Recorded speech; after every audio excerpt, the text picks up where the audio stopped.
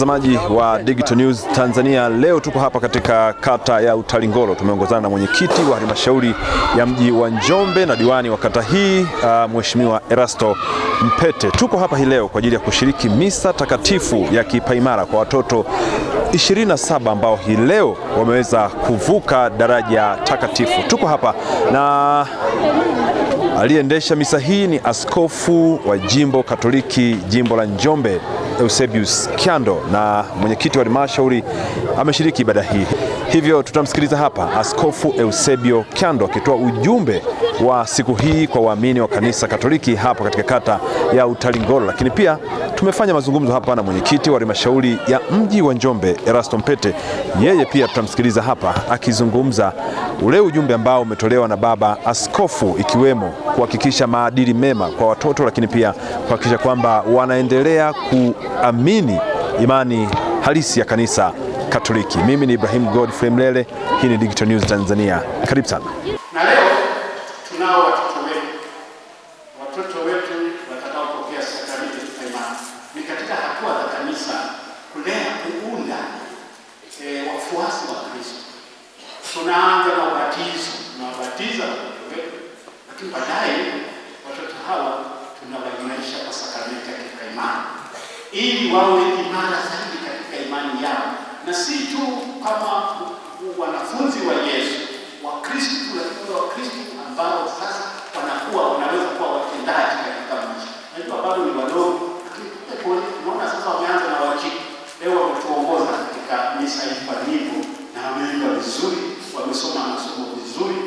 Hii ni alama, ni ishara tu kwamba watoto hawa tunaweza kuwalea na watakuwa katika imani, na ndio kazi ya mtakatifu kuhakikisha tunawaimarisha watoto hawa waweze kuwa wafuasi kamili wanaoweza kuishi Ukristo wao kikamilifu. Ndio namna yetu ya kanisa kulea na kuunda na kuzaa watoto katika kanisa. Tunaposema kanisa linazaa watoto ni kwa njia hiyo, kwa njia ya ubatizo na baadaye katika masakramenti kama kipaimara.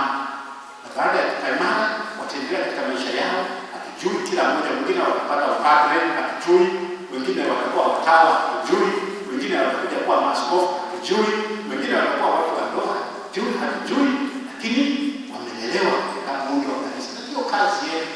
Kazi zetu zangu ni kuwalea watoto hawa wabaki katika imani, katika kanisa, na kanisa litakuwa kama watoto hawa wanalelewa katika imani. Tunawaombea watoto wetu ambao watapokea sakramenti ya kipaimara.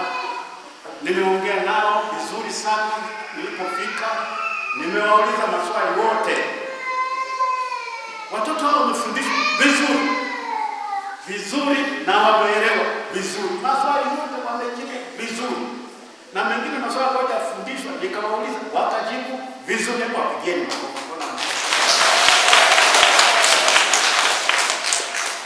Maana yake wale waliofanya wenyewe wajibu wa kufundisha watoto, wamefundisha, wamefanya kazi yao vizuri. Wale wamefanya kazi yao vizuri. Sasa tunataka uelewa watoto hawa namna waliofundishwa waendelee na ukue hivi. Na wajibu huu sio wa Padre Lucas peke yake au wa katekista peke yake, ni wajibu wa sisi sote. Sisi sote. Na ninaomba na pia sisi sote. Akina mama wawatamko.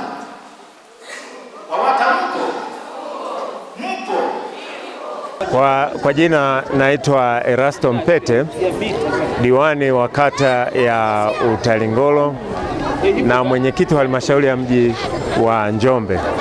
Leo nimeshiriki misa takatifu hapa parokia ya Utalingolo, ambapo mwashamu baba askofu ametoa sakramenti takatifu ya kipaimara katika kanisa la hapa parokia ya Utalingolo. Nitumie nafasi hii kwanza kuwapongeza watoto waliopata sakramenti takatifu ya kipaimara, lakini tutoe wito kwa watoto pamoja na wazazi kuishi katika imani ya kanisa Katoliki, kwa maana imani ya dhehebu ambalo watoto wanalo. Malezi ya watoto, kwa sisi wazazi tunatakiwa tuwe kioo tuwe kioo kwa watoto ili kuwafundisha waweze kukua katika maadili ya kikanisa. Lakini tumie nafasi hii kwamba kila moja anaamini katika dhehebu lile alilonalo au imani ya dini alionayo. Lakini wito wangu ni kuomba kwamba tuheshimiane katika kila moja imani alionayo, katika dini alionayo, katika madhehebu alioko, kwa sababu sisi ni waumini kwa maana kanisani. Lakini ukirudi katika utekelezaji wa mambo mbalimbali kwenye nchi, wote ni wananchi. Kwa hiyo kila mahali kunakuwa na jina, lakini watu ni wale wale. Mwananchi akiwa kanisani ataitwa muumini, lakini akiwa serikalini ataitwa mwananchi. Mtu akienda hospitalini ataitwa mgonjwa. Mtu akienda polisi ataitwa mahabusu au mshtakiwa, lakini watu ni wale wale. Kwa hiyo nitumie nafasi hii pia kuwapongeza sana wana parokia ya Utalingolo kwa maendeleo makubwa ambayo tunayaona. Hatua ya awali kwa kushirikiana waumini na wadau walioko ndani ya parokia ya Utalingolo na nje ya Utalingolo walianza kuweza kujenga ofisi ambayo tunaiona hapa nzuri kabisa. Lakini hatua ya pili, waumini waliweza kuchangishana kufanya harambee na kuweza kununua gari jipya Land Cruiser lenye thamani gari jipya Land Cruiser lenye thamani ya zaidi ya milioni 120. Lakini hapa tunaona kanisa hili pia bado limekarabatiwa na hawa waumini kwa kushirikiana na wadau walioko hapa ndani na nje ya Utalingolo, ukarabati ambao umefanyika nje na ndani. Lakini nadhani nimepata ushuhuda mlivyoingia ndani, swala zima lile la mabenchi haya ni juhudi za waumini wa kanisa Katoliki ili parokia ya Utalingolo kwa nguvu zao wameweza kuchangishana kuweza kununua mabenchi mazuri kama tulivyoyaona ndani. Kwa hiyo mahali pa kuabudu panahitaji pawe pazuri, lakini sehemu kubwa ni kivutio cha waumini kuweza kufika.